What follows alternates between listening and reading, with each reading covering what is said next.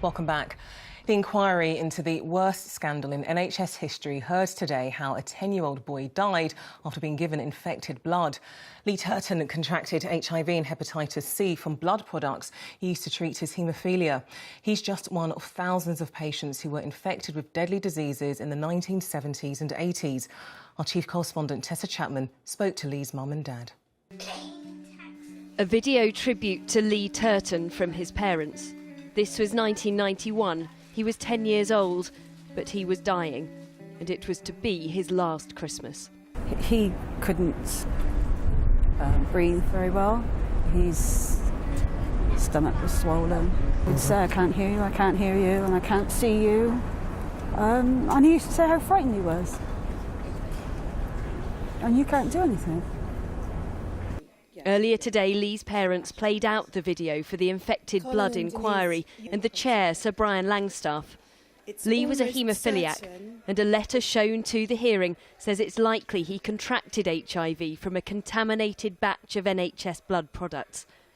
Further correspondence between doctors showed he tested positive for the virus in March 1985, but his parents were only told at a meeting 3 months later. Then they had to try to protect their family from the devastating stigma. Parents didn't want him at the school. There was a teacher at the school that wouldn't teach him.